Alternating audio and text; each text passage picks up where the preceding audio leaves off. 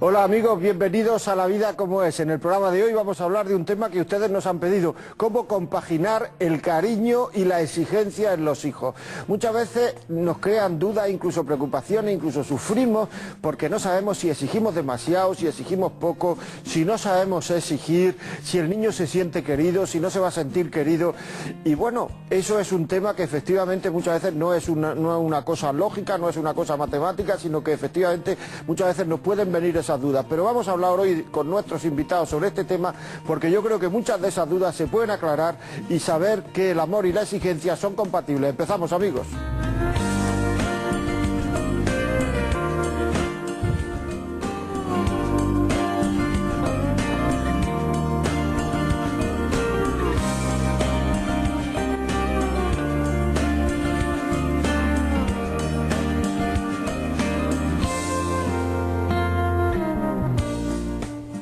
Y para hablar de amor y exigencia en la educación de los hijos tenemos como siempre a unos invitados de primera calidad. En primer lugar está Nicole. ¿Qué tal, Nicole? ¿Cómo estamos? Bien, gracias, José María. Gracias a ti, Sara Pérez Tomé. ¿Qué tal, Sara? Muy bien.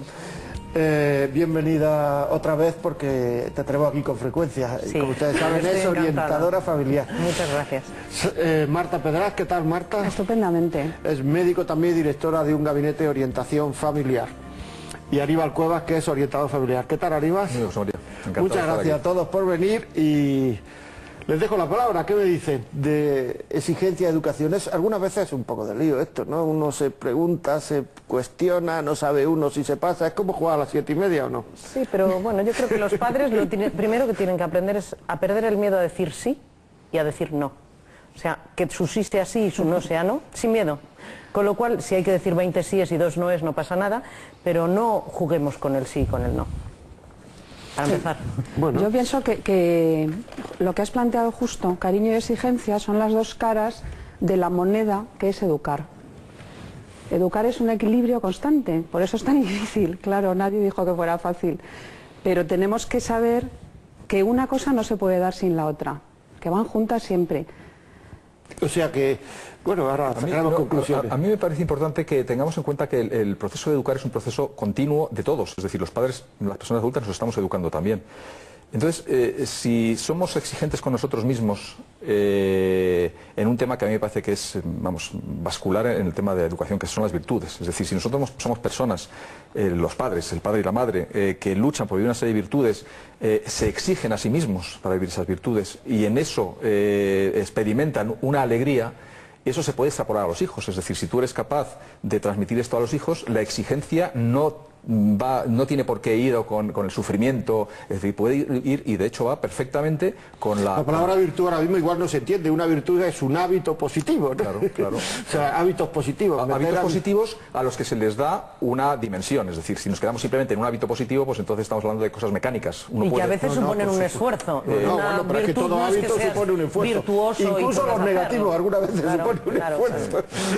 José María, tendríamos que aclarar también que ser exigentes, aquí estamos hablando también lógicamente de ser exigentes pues en educar la voluntad, en aprender las virtudes, porque hoy en día se ve muchísima exigencia en aprender idiomas, en hacer actividades extraescolares, que es casi una exigencia imposible, ¿no? Que los pobrecillos con 6 años que tengan que ir a actividades hasta las 7 de la tarde, llegar a una casa a hacer los deberes y otra vez a la cama, otra vez les exigimos que se levanten por la mañana a correr al colegio. O sea que sí hay un nivel de exigencia en general en la sociedad, pero tendremos que aclarar que lo que tenemos que hacer es exigirles en educar la voluntad, que tantas veces hemos hablado. O sea, lo que tú acabas de decir me parece muy interesante, porque es la primera pregunta que yo tenía aquí, es decir, un orden, la exigencia, ¿en qué hay que exigir? Porque muchas veces se exige lo menos importante y no se exige lo importante, y eso se ve con muchísima frecuencia. Lo has querido decir con algún ejemplo. Es que nos da mucho miedo exigir en lo muy importante, por si acaso hay alguna reacción en nuestros hijos y nosotros queremos como un amor, no sé, como con condiciones, ¿no? El amor tiene que ser incondicional por nuestra parte, por nuestros hijos, pero bueno, en lo que se refiere a nuestra parte y también muy desprendido. O sea, que nosotros damos nuestro amor sea lo que puede ocurrir, ¿no? No podemos poner pues exigencias en el amor también, ¿no? Eso está libertad, muy bien, viva la libertad. Sí, a mí hay una máxima que me gusta mucho, que es de un papa de hace ya mucho tiempo, el Papa Gregorio, que decía a ver si lo digo bien, omnia videre, multa dissimulare, pauca exigere. Es decir, ver todo, mirar para otro lado en mucho y exigir en poco, que es un poco en la línea que estabais diciendo. Es decir, es imposible estar educando. Vamos a ver si lo digo correctamente, porque educando estamos siempre. Sí. Es imposible estar continuamente incidiendo en temas educativos, porque entonces nos quemamos en asuntos que realmente no tienen importancia. Es decir, ¿cuáles son los asuntos que tienen importancia? Ese es el tema. Elegir las batallas. Las batallas son aquellas que, entiendo yo, igual que en las relaciones de matrimonio, aunque no es el tema de aquí, es decir, ¿cuáles son los asuntos importantes en un matrimonio? Aquellos que afectan a la felicidad de las personas, pero a la felicidad entendida, como hemos dicho antes, es decir, en la vivencia de las virtudes, una felicidad profunda, que te llena como persona, que te hace mejor. ¿Cuántas veces hay grandes problemas entre los matrimonios y a la hora de educar a los hijos porque estamos desviando la atención a temas que nos estamos quemando y que no ni van ni vienen? Es decir, es mejor no entrar, disimular. ¿Tú lo ves? A mí me parece, Marta, Sara, lo que ha dicho antes Nicole me parece interesantísimo, porque es que ha dicho que los hijos, en definitiva, yo voy a traducir lo que has dicho, lo voy a decir de otra forma, me parece muy interesante. Los hijos tienen que saber que los queremos sin condiciones, es decir, no tienen que ganarse nuestro cariño, es decir, que hagan las cosas bien, mal, etcétera, todo lo que yo soy capaz de quererte, te quiero. O sea, primera premisa, eso ya lo sabes. Entonces, a partir de ahora vamos a edificar. Pero quiero decir que hay muchos chavales, vamos, o sea, esto es muy frecuente, yo hablo con chavales con frecuencia, que parece como si se tuvieran que ir ganando el cariño de sus padres, sobre todo de su padre. Porque tienen metalizado el corazón. Lo que tú no puedes como padre es cada vez que educas a tus hijos meter la mano en el bolsillo y hablar de lo que te cuesta ese hijo, o meter la mano en el hígado porque te ha hecho algo que no te gusta. Entonces, si tú eres capaz de hablar solo con el corazón y no solo con el bolsillo y con el hígado, tus hijos van a volver hacia ti con valores verdaderos, no con cosas metalizadas. Entonces, somos los propios padres los que tenemos de verdad puesto el corazón, pero el corazón de verdad, no el monedero, en los valores que queremos para nuestros hijos. Entonces, si ponemos el corazón de verdad en esos valores, iremos educando en función de esos valores, por muy cansados que estemos y muy estresados que estemos. Pero es que hoy en día, lo primero es que la gente no sabe lo que quiere. Como no se sabe lo que quiere, no sé proponer a mis hijos un modelo. ¿Cuáles son las normas? Pues las normas son aquellas que protegen un valor que yo quiero tener en casa. Detrás de cada norma hay un valor que quiero proponer, ¿no? Y cuando les preguntas a las familias, bueno, ¿y cuáles son las normas de casa? ¿No? Que estás hablando de valores. No tienen claro y te dicen, ¿y de qué me está hablando? Pero yo creo que más que no se sepa es que tenemos ideas generales, conceptos, pero el tiempo, la falta de tiempo, las prisas, lo que hacen es que no seamos capaces de descender a detalles. Es decir, entonces, si uno no sabe poner en detalle aquello que cree que es un valor y que va a hacer felices a sus hijos y que le va a ayudar a educarles, es que es imposible, porque al final nos quedamos en el plano teórico. Entonces, lo que hacemos es ir matando a bombazos lo que va surgiendo. Somos esclavos. Improvisación, y es terrible improvisar. Claro, entonces, eso crea unas fricciones, además, impresionantes, porque lo que hace es rompe la convivencia de los hijos. No se crean nexos personales porque una de las cosas, o sea, la familia no es un ente, la masa, estamos aquí, somos 7, somos 3, somos 2, no, somos 7, 6, 3. Podríamos hablar de cuántos somos aquí, claro, otra vez. Otra vez sumamos. Hay relaciones personales y esas relaciones hay que cuidarlas porque son las que están alimentando la familia. Esto es muy fácil decirlo, yo sé que es muy fácil decirlo, pero es que educar es muy exigente. Pero o sea, ustedes lo que estáis diciendo es que hay que tener un proyecto educativo, o sea, porque si no está uno improvisando. Más que educativo, un proyecto familiar. Hay que tener un proyecto así y hay que ponerle patas. A cada familia. Es una propuesta, o sea, uno tiene que circular en la vida ponerse delante de los hijos con una propuesta para acompañarles en la vida y que tengan la estatura que como personas están llamados a tener. Esa estatura no la podemos medir, mensurar a priori, pero sí la podemos procurar. Podemos poner todo de nuestra parte. Se trata también de no ponerles tapones. Yo cuando hablo de normas no hablo de rigidizar las cosas, no. Es que hay gente que lo confunde. La palabra norma está un poco demonizada. Y tampoco se trata de tirar de ellos o empujarles. No, ni tiro ni empujo, acompaño, porque estoy proponiéndoles aquello que yo vivo. Otra vez. Que es un poco lo que decía. Mira, yo les diría a los padres que si un hijo tuyo te dice, sí, pero es que en la casa de mi amigo eso no se hace. Hemos empezado mal ese proyecto. ¿Por qué? Porque él le tiene que entender que el proyecto de su familia es único e incomparable con la otra familia. Pero eso te lo va a decir todos los niños. Ya, pero tú lo tienes que decir. Pero es que a lo mejor te lo dice porque es verdad que no hay proyecto. Yo creo que no. O sea, yo creo que no. Claro, es que si damos tú por tienes un supuesto, es proyecto decir, peculiar... Si tú, desde el momento en que te casas compartiendo una serie de principios fundamentales con tu marido, con tu mujer, empiezas a construir tu familia, empiezas a tener tus hijos, desde pequeñitos vas adaptando a esos principios o cómo, ese ambiente de crear hogar, que no es aquello de crear hogar, sino ir creando ese ambiente de exigencia, de confianza, de alegría, de optimismo, de que yo soy el primero como padre que intento dar ejemplo, no diciendo, subiéndome a un púlpito diciendo, mirad hijos lo que yo hago, no, viviendo. Y eso a través de un ambiente de familia donde hay tertulias informales, donde se cuidan los momentos de estar juntos y uno va transmitiendo cómo intenta vivir su vida. Entonces es cuando uno tiene liderazgo moral, que a mí me parece que es fundamental. Cuando hablamos de autoridad o de exigencia tenemos que hablar de liderazgo moral. O sea, hay muchas maneras de imponer cosas. Cuando son pequeñitos uno puede imponer por sus narices, cuando ya son un poquito más grandes no, porque te pegan, pero luego puedes llegar, bueno, está ocurriendo, puedes llegar a la persuasión, es decir, persuadir, forzar un poco para que hagan las cosas. No se trata de eso, se trata de un liderazgo moral, decir yo soy el primero que hago estas cosas, pero no os las echo en cara, simplemente me veis. Las buenas y las malas, porque claro, si siempre hago las cosas buenas, entonces es un ejemplo a no seguir. O sea, uno sigue a los ejemplos aquellos que ve que se reponen, que vuelven, que luchan, que tal. Me encanta esto de que tenemos que ser los primeros en exigirnos a nosotros mismos. Por eso pero como dices, no subiéndonos dando más sermones, sino ellos nos verán, verán nuestra actitud. A mí me parece maravilloso que los hijos puedan ver que los padres tenemos muchísimos defectos, nos equivocamos, metemos la pata, chillamos, pedimos perdón cuando tenemos que pedir, nos reponemos, volvemos a empezar otra vez, y que tenemos nuestras luchas para llevar a nuestra vida cotidiana, en el trabajo, en las relaciones sociales, aquello que creemos. O sea, no somos ejemplo de, es que no, es un proceso, lo que decía, un proceso educativo. Sí. Ya, pero claro, entonces cuando uno se plantea educar, si realmente se lo plantea en serio, la primera pregunta que uno tendría que hacerse antes de plantear educar es ¿yo para qué vivo? Esta pregunta filosófica desde la época de los primeros filósofos griegos, es decir, ¿yo para qué vivo? Pero claro, si en casa al final solo se habla de bienestar, si se hiciera una encuesta nos daríamos cuenta que en muchísimas casas la única conversación que sale a flote es hablar de bienestar. O de fútbol. Bien, pero es que el fútbol forma parte del bienestar, o sea, quiero decir, entretenimiento, no sé cuánto, etcétera. Pero es que es lo que vamos a ver, venimos de una sociedad que era, cuando seas padre comerás 2 huevos, y ahora estamos en una sociedad que se parece mucho a lo que decía Sara, ¿no? Metalizada, o sea, el dinero, el bienestar, que es lo que estás diciendo tú.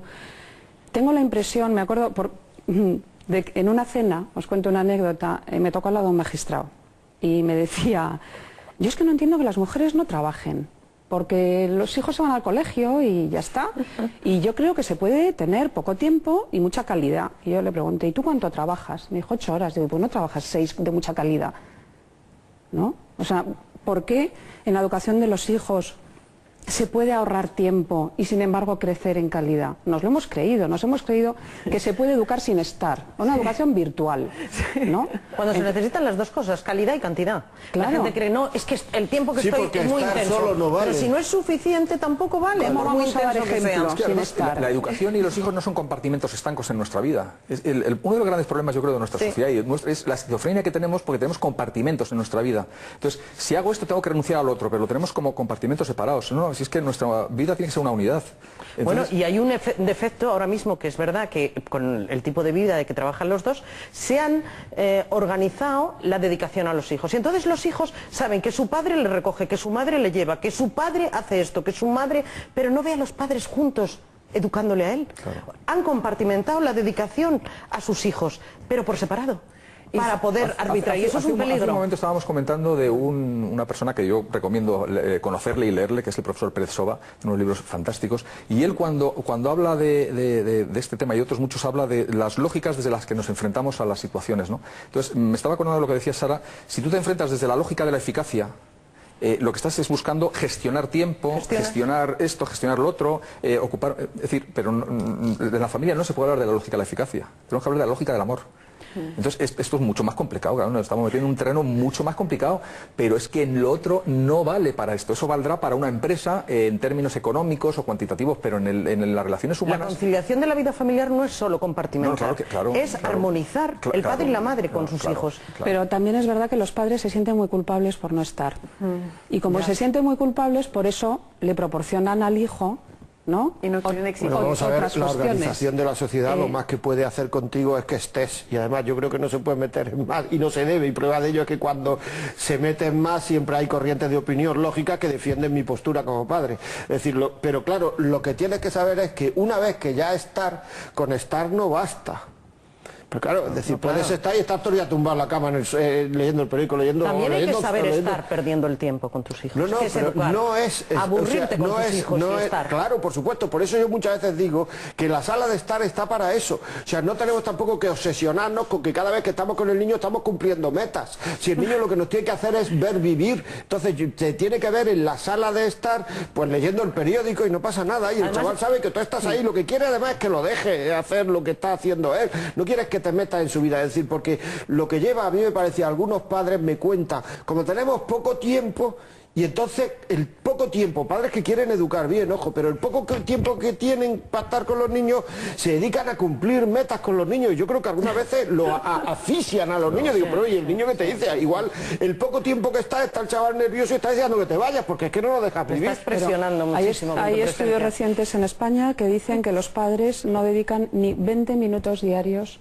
Ah, caray. Por eso he dicho antes, a una padres que quieren conversación educar con un y hijo. que quieren hacerlo bien. Y para amar hay que comunicar. Pero luego además es que... Y para educar, para amar en la educación también hay que comunicarse. Y comunicarse Es que como la mayoría de estos niños están viendo también muchísima televisión, ¿no? Y los padres a lo mejor, como están trabajando tanto, tienen que ponerlos a ver la televisión para que ellos puedan hacer algo que no han podido hacer durante el resto del día, hay un problema de comunicación. Lo que pasa es que lo que decía Marta, la relación con los hijos surge de modo natural. Lo que pasa es que hay que poner intencionalidad en lo que hacemos. Sí, señor. Es decir, uno dice, es que durante el día no tengo tiempo para estar con mis hijos. No es verdad. No es verdad. Lo que pasa es que el tiempo que podías haber dedicado a tus hijos lo has dedicado a otras cosas porque no tienes intencionalidad de estar con ellos. Es la actitud. Pero no por, Hay que no cambiar por la maldad. actitud. A ver si me explico. O sea, yo creo No, que no hay- todos no los hay padres maldad. quieren educar a sus hijos. No, no, todos. está Todos. clarísimo, Menos, eso de ahí patologías, partimos.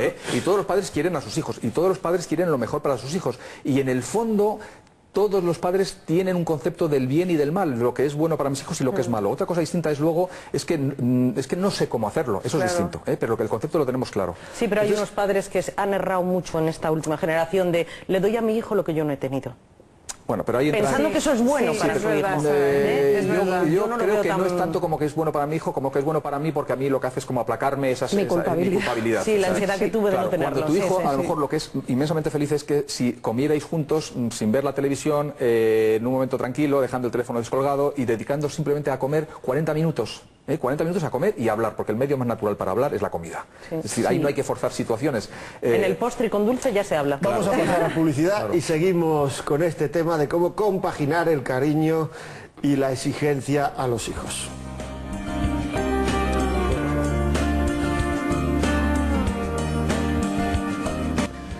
Continuamos aquí en La Vida como es, hablando de exigencia y cariño a los hijos. Y antes de pasar a un nuevo tema, quería presentar este libro de Aníbal Cuevas, uno de nuestros invitados de hoy, que se llama La felicidad de andar por casa. La felicidad de andar por casa. Aníbal Cuevas es el autor y la editorial es EIUNSA, Ediciones Internacionales Universitarias. La felicidad de andar por casa. Continuamos ya hablando de este tema. A mí me parece una cosa llamativa, que lo hemos hablado aquí mientras la publicidad, y es que muchas veces hay personas que se exigen mucho a sí mismas profesionalmente, personalmente, incluso en su relación de pareja exigen mucho respeto, mucho tal, y luego a los hijos les dejan hacer lo que les da la gana. O sea, esa exigencia personal que uno tiene consigo mismo, que incluso uno tiene con su pareja, con su cónyuge, etcétera, luego parece como si los niños... permisivismo de cara a los hijos. Pero es que eso es malo. Claro, es muy malo. Es que no es malo, tanto digo, el permisivismo con lo hijo, que lo es, como la exigencia de uno mismo desproporcionada. Es decir, Tampoco. uno tiene que conocerse, tiene que quererse, tiene que exigirse, pero Y tiene que ser amable y comprenderse. divertido. O sea, y la vida tiene que ser divertida.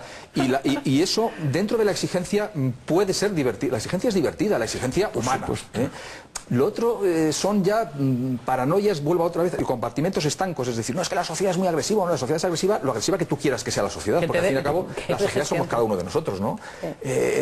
Hay mucho escrúpulo también, gente escrupulosa en ese sentido. Yo creo que José María también se puede referir, por ejemplo, a una mujer o un marido que no deja pasarse ni una al marido o a la mujer, ¿no? Pues si es desordenado, que si llega tarde, que si habla demasiado por teléfono. Sin embargo, a los hijos les ve viendo la televisión toda la tarde, ropa tirada por todas partes y no les exigen nada, ¿no? O sea que... Sí, pero eso son incoherencias de la propia convivencia cuando no tienes claro cuál es tu función de padre educador. Vamos a ver, a mí me parece lo más deseducativo del mundo y lo más poco exigente del mundo, la queja. Es decir, si a los niños tenemos... No, es muy negativo, cierto. Es una ordinariez. No, pero aparte de eso, que si a los niños queremos hacerle que los valores son atractivos, porque yo creo que un tío fuerte, con fortaleza me refiero, un tío sincero, una persona alegre, una chica, es una cosa atractiva. Y luego, por nuestras quejas a todo lo que nos pasa, lo hacemos muy poco atractivo. Porque dice, no, es que mi madre, mi padre se están todo el día quejando. Bueno, pues eso es la cosa más deseducativa que existe. Mira, hace poco leí una entrevista con una aristócrata española, no recuerdo el nombre ahora mismo, donde le preguntaban sobre la educación de sus hijos, ¿no? Era, quiero decir, persona de dinero y aristócrata, es decir, no famoso que tiene dinero, aristócrata, una persona de alcurnia, ¿no? Y entonces ya le preguntaban cuál era para ella la clave de la educación de sus hijos y dijo, solo dijo una cosa, y fue precisamente la educación, digamos, entre comillas, en la no queja. Ella decía que la queja era una ordinariez y que lo aristocrático, vamos a entender el término aristocrático en el término positivo, es la no lo queja, elegante, vamos. Lo elegante. Es no quejarse, o sea, vamos, en un momento determinado... Pues, pero ni en público ni en privado, no, claro. Ninguna de las dos cosas. O sea, cuando hace calor, porque hace calor, cuando hace frío, cuando hace frío. No, motivos para quejarse cuando está el ascensor en el último piso porque está en el último. Cuando está, o sea, motivos para quejarse, 100.000. Eso envenena mucho las relaciones humanas, no solo dentro de la familia, sino fuera. Es decir, no, pero es que además el mensaje que está dando a los hijos es que todo lo que me pasa y me molesta y no me conlleva un cierto bienestar o me compensa, lo rechazo. Con lo cual, ¿cómo le vas a hacer luego querer las dificultades de la vida? Es decir, hay dos actitudes que son polos, ¿no?, en la educación y que yo creo que hay que evitar. Por un lado la queja y por otro lado la ironía. La ironía en pedagogía es malísima y también es el otro aspecto que nos encontramos muchas veces, ¿no? Sí, el sarcasmo, ese la ironía, sarcasmo con el hijo de... ¿no? Sí, bueno, es reírse de y sobre todo a determinada edad de la mujer o del marido, ¿eh? Hay que tratar al otro como a uno le gustaría que lo le tratasen a uno, ¿no? claro. O sea, entonces reírse del otro es... Mira, tan malo es que tus hijos te vean admirable como que hagas que te vean despreciable. O sea, uno tiene que ser ejemplar. Sí, es verdad. Uno tiene que decir, mi padre hace esto con mucho esfuerzo, ole mi padre. No, mi padre es perfecto o mi padre es un mindungui. Claro. Ninguna de las dos cosas tiene que ver un hijo en su padre o en su madre. Entonces, de eso depende de nosotros. La imagen que les demos es que no podemos admitir que sea un padre que nunca tiene errores, que nunca tiene fallos, que nunca llega tarde, que nunca... No, o un padre que siempre lo hace todo mal. Y están las dos versiones en la sociedad ahora mismo. Hace que los hijos no respeten a sus padres, pero la imagen la han dado los propios padres, ¿eh? Yo estoy trabajando ahora mismo en no ser mamá ogre en casa porque tengo niños muy pequeños, tengo 5 niños pequeños. Y es verdad, o sea, hay distintas etapas en la vida y cuando son muy pequeños hay que ser exigentes, ¿no? Porque yo creo que todo lo que ahorramos educando y exigiendo, poniendo bien los carriles, las cosas en su sitio cuando son pequeños, luego cuando son más mayores nos evitamos muchos disgustos, ¿no? Pero hay que tener cuidado de no ser mamá ogre, o sea, es más importante pasárselo fenomenal, que tengan ese recuerdo, como has dicho muy bien antes, a que mamá todo tenía que estar perfectamente en orden, teníamos que estar en la cama a las 9 y... ¿no? O sea, y porque para educar hace falta tener un orden de valores personal en el que lo primero es que primero las personas y después las cosas. No puede ser que estemos todo el día discutiendo porque el jersey o la estantería, por la mochila. Fíjate en la persona. En la consulta lo que ves es que cuando hay unos padres que tienen problemas con un hijo y vienen con el hijo y les dices, bueno, ¿qué ve de bueno en su hijo? Y no les sale nada. Están tan quemados que no les sale. Y empiezas tú diciendo, pues tiene una sonrisa preciosa, tiene un pelo fenomenal. Y empiezan, en eso se parece a mí. Y no les sale nada. Hay muchas personas, todos los padres quieren a los hijos. Estoy hablando de personas normales, lógicamente, todos los padres quieren a los hijos. Pero otra cosa es que los hijos se sientan queridos por los padres. Y aquí estamos hablando de... y no se puede exigir a una persona si esa persona anteriormente no se siente querida. Yo hace poco tenía una entrevista con un chaval que le pasaba exactamente eso. O sea, estaba dispuesto a darlo todo por sus padres. Todo, quiero decir, lo que... Bueno, que le parecía razonable las cosas que le pedían sus padres. O sea, me contaba, o sea que... Porque yo le preguntaba, ¿y esto te parece bien? Esto? Sí, sí, sí, sí. Pero su gran pega y lo que no aguantaba es que tienen un mal concepto de mí. Con lo cual lo que estaba diciendo el chaval es que no se sentía querido. Es decir, yo todo eso lo haría si yo supiera que mi esfuerzo reporta en mis padres un buen concepto de mí. Pero yo me exijo y ese mal concepto que tienen de mí es incambiable. Con lo cual ese chaval, merece la pena esforzarse, es que entonces dice, ¿para qué me voy a esforzar? Para que sigan diciéndome lo que... Entonces, ese chaval no se sentía querido, es que es grave el tema. Y en estas épocas que estamos, todos los suspensos se traducen al final en una mala gestión de ese suspenso por parte del padre, porque otra vez vuelve a sacar lo que le ha costado el curso de ese hijo, o porque paga un internado para irse a esto, y en el fondo lo que no está haciendo ese padre es queriendo los suspensos de su hijo, acompañándole en esos suspensos para que salga adelante, porque es que si no él se va a sentir no querido, con suspensos, pero lo importante no son los suspensos. Pero es que en la lógica de la eficacia, que cuenta también don Juan Pérez Soba, pasa que lo que buscamos son resultados. Por lo tanto, ¿qué hacemos con los hijos? ¿Quererlos o controlarlos? No, hay un control para obtener unos resultados. Bueno, si estamos hablando de educar, de quererles, lo primero, ¿no? Es básico. O sea, primero quererles y hacerles llegar nuestro amor incondicional, como decía Nicole. Incondicional a la persona, independientemente de sus resultados. Sus resultados son muy buenos y hay que exigirle a diario, no el final. Porque estaremos todos de acuerdo en que si un niño va estudiando a diario y luego suspende, pues ya nos plantearemos cuál ha sido el problema. Pero es que en el día a día de los padres controladores lo que hay es solamente la revisión del cuaderno de notas. ¿Resultados? ¿Objetivos? Resultados. Un hijo no es un objetivo. Yo creo que aquí hay un tema Hay muy otra importante. cosa, ahora mismo te dejo un segundo, es que si no se me iba a olvidar, aunque lo he apuntado. Es que algunas veces los padres al corregir insultan a los hijos. Es decir, a mí me dicen muchos chavales que se sienten insultados. Es decir, mi padre me podía decir eso, pero no decirme que soy idiota o otra cosa así un poco peor, gilipollas, vamos, hablando en plata. ¿Por qué me tiene que decir? Y sobre todo a ciertas edades, vamos, a ciertas edades, a cualquier edad. O sea, que tu padre te diga que eres tonto, o sea, eso no le viene bien a nadie. Aunque tonto sea en plan de amigo, en plan social, un insulto muy pequeñito, pero el que te lo diga tu padre, eso es que se queda clavado. Y es que, chavales, en la adolescencia y las quejas que tiene, vamos a ver, que mi padre me puede regañar, pero ¿por qué me insulta? Es que eso es muy grave. Es una indefensión por parte del padre, que para al final educar a tu hijo o creer que le educas, solo tienes como instrumento un insulto. O sea, ahí hay una falta de recursos por parte del padre, que a lo mejor ha agotado los que conocía, efectivamente, que a lo mejor ya no puede más y le falta la paciencia que todavía necesitaría tener. Pero si lo reconoce, no llega al insulto. Claro, pero no hace falta... A mí me parece muy importante, en la época en la que estamos, y además es un tema de conflicto familiar, vamos, en el 80% de las familias, es el tema de las notas. El tema de las notas.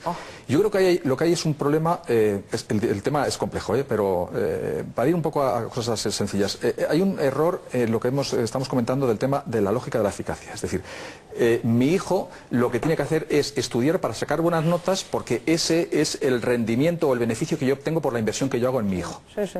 Entonces, si mi hijo no saca buenas notas, entonces no me está dando lo que debía dar. Claro, el enfoque, vamos a cambiar el enfoque. Es decir, tú a tu hijo lo que le puedes exigir es que dé el máximo de sí. Esfuerzo. Las notas son la consecuencia. Las notas es como el sueldo. Entonces, y tú lo que tienes que pedir a la gente que sea buenos trabajadores. Cuando llega el boletín de notas, yo les animaría a los padres que nos están viendo a que miremos la columna de la derecha o de la izquierda, depende cómo se califique, ¿no? Porque hay una que es las notas en sí de la materia y hay otra que es el esfuerzo. Y que hablemos con nuestro hijo del esfuerzo, no de las notas. Si las notas son, pues se pueden comentar, pero se comenta lo anterior. Es decir, si tu hijo se está esforzando y el profesor refleja en las notas que hay un esfuerzo y eso no se corresponde con una buena nota académica, entonces ahí tenemos un problema de algún tipo que habrá que hablar con el profesor y ver cómo podemos orientar eso.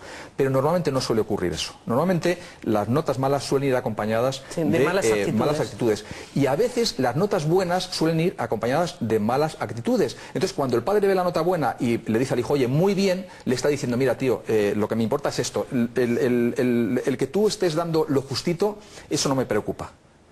Sí, pero eso además tiene, en una familia con varios hijos, tiene unas consecuencias tremendas. Claro, porque entonces estás premiando más al más dotado por la naturaleza, es decir, al que has nacido.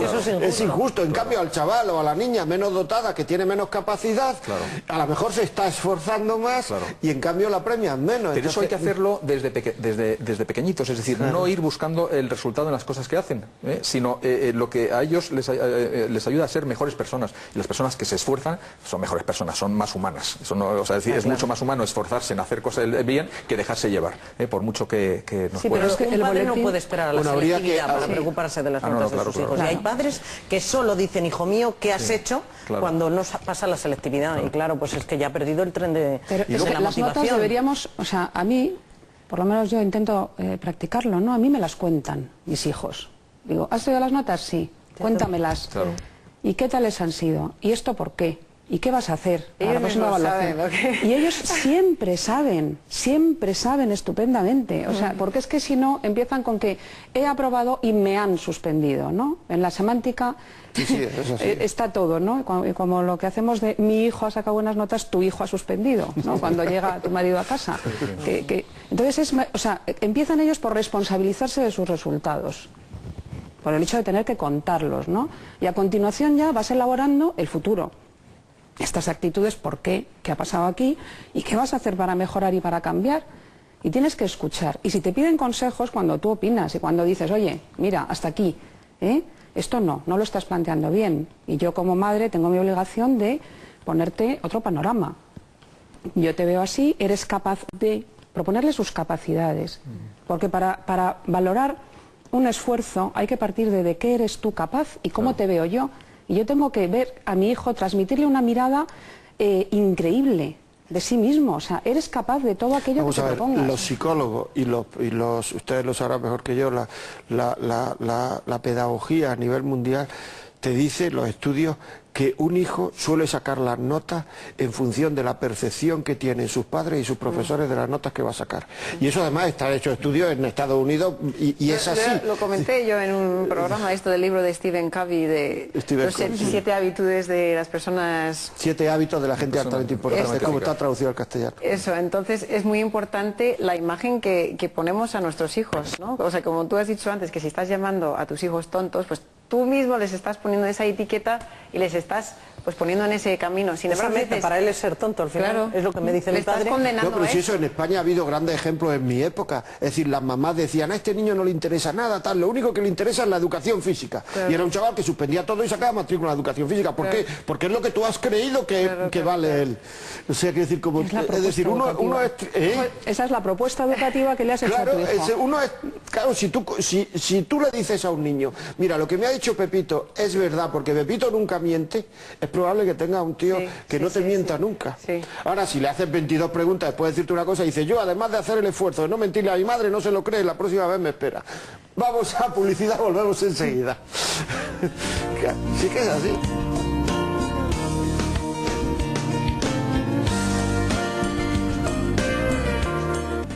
Continuamos aquí hablando de la exigencia y el cariño, la exigencia en la educación de los hijos. A mí me parece un tema interesante, no sé qué le parece a ustedes, que los hijos tienen que hacer en casa, tienen que colaborar, tienen que ayudar en casa a aquello que ellos pueden hacer. O sea, no tiene que ser la mamá la que ponga la mesa, la quite, lo otro, el que le limpie los zapatos a los niños, el papá, es decir, ellos tienen que empezar desde pequeños a hacer aquello que pueden hacer. No sé qué piensan. Los padres tienen que saber exigir a sus niños, pues, como hemos hablado antes, esto de ser responsables de las consecuencias de los actos. Por ejemplo, si ponemos encargos a nuestros hijos, les estamos ayudando el día de mañana que se sienten útiles, que sirven para algo. He estado hace poco en una conferencia en el colegio de un hijo mío diciendo exactamente eso, que los niños que llaman la atención en la adolescencia, pues por vandalismo, por hacer cosas por ahí que luego les tienen que echar del colegio, suelen ser niños que de pequeños no les han exigido en casa, por ejemplo, de poner la mesa, de hacer la cama, de limpiarse sus zapatos,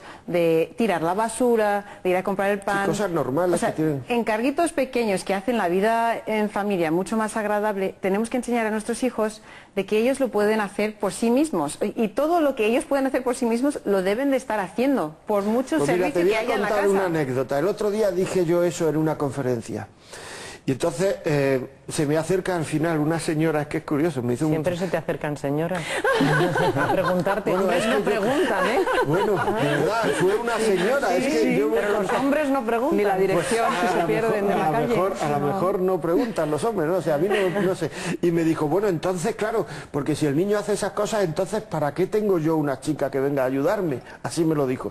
Dije, pero usted, le contesté, yo no sé para qué tiene usted una niña, pero lo que no va a tener usted una chica para ayudarle es para que maleduque a los niños. Yo lo que sí voy a decir, Es José decir, María, es que es para que ayudar a la madre, quizás para estar más sosegada en casa, para que ella pueda atender más a su marido, estar más tranquila. Desde luego que para que el marido, si trabaja mucho durante el día, que no tenga que hacer las cosas que se puede evitar, pero que lo que los niños tienen que hacer es independiente de que haya Claro. 2 señoras, 3 señoras, uno por niño. O sea, ellos tienen que tener unos encargos y los tienen que cumplir, y además sienten una gran satisfacción.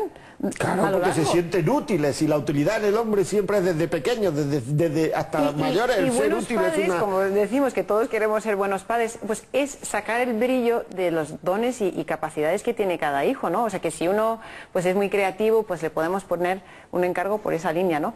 Pero no tener miedo a que, por ejemplo, les ponen la mesa, se rompe un plato, a lo mejor pues ponen el tenedor aquí, y hay madres que dicen, ay no, pues es que para que luego yo tengo que ir a arreglar todo, pues mejor lo hago yo, mejor lo hace la chica. Tenemos que ser un poco desprendidos también en ese sentido, que si hacen la cama un poquito más arrugado, sin decir nada, luego cuando van al colegio, pues lo podemos ir estirando. Pero si ya les vamos diciendo por el camino que todo lo que hacen lo Que hacen ni la mal, cama la hacen bien. que ni la cama la hacen bien, que no sirven para nada, pues no nos van a echar una mano tampoco en casa. Sí, pero por ejemplo, el tener una buena empleada de hogar, que supone un esfuerzo económico importante para una familia, hay que saber canalizarlo bien. Es verdad que es la paz de la familia, Sí. pero la paz de la familia para que el padre y la madre puedan Eso. disfrutar de sus hijos mejor. Entonces habrá que canalizar las actividades de esa empleada de hogar para que a ti como padre y a ti como madre te deje tiempo libre de educar a tus hijos, no para que maleduque a tus hijos haciendo lo que tus hijos tienen que hacer. Y efectivamente hay muchas veces que, bueno, como yo pago, mando que haga a mis niños lo que yo digo, pero para tú estar también tranquila y no dedicarte a tus hijos. O sea que puede ser una muy buena coartada para educar a los hijos una empleada de hogar, o una muy mala coartada para no saber utilizar ese tiempo disponible para tus hijos, ¿no? Bueno, yo creo que en casa lo que tenemos es ayuda. Y lo que contratamos es una ayuda, nunca algo que delegamos Sustituible. absolutamente. Entonces, primero hay que tener en cuenta algo que has dicho al empezar este round, ¿no? Que era la colaboración. En casa todos colaboramos porque todos construimos hogar y por lo tanto construimos familia. Y nuestra casa es un hogar porque tú estás en ella, y yo estoy deseando llegar a casa porque estáis vosotros.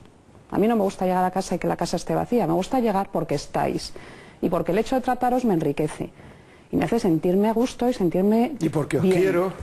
Porque os quiero, porque Claro. colmáis mi vida y le dais plenitud. Entonces, si uno transmite eso, tiene que saber que cuando tiene una empleada, lo que tiene es una ayuda en el hogar, una empleada de hogar, una ayuda en el hogar para todos, que cuando está para todos, y cuando no está para ninguno. Que a veces también es mamá la que se ha quedado sin chica, ¿no? No. Sí, sí, sí, o sea, sí. todos tenemos una ayuda y todos colaboramos. Y colaborar significa que hay tareas pequeñas, grandes, medianas, y cada uno puede colaborar en aquella que le quede bien a su tamaño y edad, ¿no? Es Pero muy que la tenemos que importante hacer. este mensaje que transmitimos ahora a los niños de que me encanta llegar a casa y que estéis en casa ahora que empiezan las vacaciones y van a estar los niños en casa, porque se oye muchísimo, ay, o sea, como si fuese un desastre que los niños ahora no tuviesen que estar en el colegio todo el día, ¿no? Y estamos ya apuntando a 40 cosas. O sea, que les tenemos que transmitir como qué alegría, podemos disfrutar de más tiempo, podemos estar más distendidos, hablando tranquilamente, sin tener que ir corriendo con prisas, ¿no? O sea, que demos ese mensaje. Yo siempre digo que es el máster de familia del curso de verano. Entonces, efectivamente, es ahora cuando empieza el máster.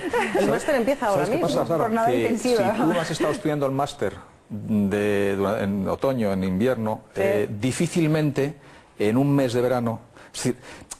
Es un poco más de un mes con los niños, bueno, pero bueno. Los padres que no han sabido disfrutar de la vida de familia o hacer vida de familia, como dice Marta, durante todo el año, es muy difícil que en el mes de verano hay que ponerse, o sea, yo animo a la gente a que se ponga, pero es muy difícil, es decir, es como los matrimonios aquellos que dicen, bueno, es que en septiembre, octubre, no sé si es verdad, las mayores tasas de separaciones se ocurren en septiembre, octubre. Por el verano, es que es un porque en problema. agosto han estado juntos dos personas que no se han visto nunca, y cuando se han visto, de repente, qué horror lo que tengo yo aquí desde agosto del año pasado. ¿Cómo ha crecido este monstruo? Claro. No es como ha crecido este monstruo, sino también es que como yo estoy acostumbrado a vivir sola, aunque duerma con un tío, entonces nos estoy acostumbrado a estar sola y ahora tengo que compartir. Lo estábamos comentando ahora durante la publicidad, que es que lo que ocurre es que al final los padres otra vez volvemos a gestionar el verano. Entonces ya vamos a ver las actividades. Entonces se apunta a esto, se apunta al otro. Bien, perfecto, habrá que hacerlo porque está trabajando. Pero luego incluso cuando hay momentos de estar juntos, en vez de hacer, me voy a poner en plan cursi, pero creo que no es cursi, en vez de irnos a Miraflores, a Canencia, al puerto de Canencia, a una excursión con nuestros hijos, a pasear, a respirar el puro, a mirar los pinos, a oír el silencio, etcétera, etcétera, nos vamos a Acuópolis, que hay que ir también porque está estupendo, pero y entonces les ponemos allí y hemos estado con ellos, pero bien físicamente. Pero el canguro es Acuópolis, no su padre. Claro, claro. ¿de qué te ha servido? Y sin embargo, si te vas a pasear, vuelvo a Miraflores otra vez porque he estado el fin de semana pasado, si te vas es un momento, no hablarás seguramente de cosas trascendentales, importantes, es que es el momento que voy a sentir. No, pero si es que sale con naturalidad, es decir, estás disfrutando de cosas que afectan a la sensibilidad de las personas, y cuando uno comparte con otras personas cosas que afectan a la sensibilidad y a la trascendencia de las personas, es capaz de compartir muchas más cosas. Cuando solo se comparte ocio de hacer cosas, pues es eso como... Ahora, también es importante hablar de temas trascendentales, ¿no? Y desde luego... Pero no buscando el momento de vamos a ver, hijo, porque eso es un surja peñazo, naturalmente. Claro. Entonces hay que no buscar desde tampoco luego, el momento, con el teléfono móvil, procurar... el Europolis, pues sí que es mucho más difícil. Hay padres que lo que les ocurre es que dicen, a mí me gustaría hablar con mis hijos.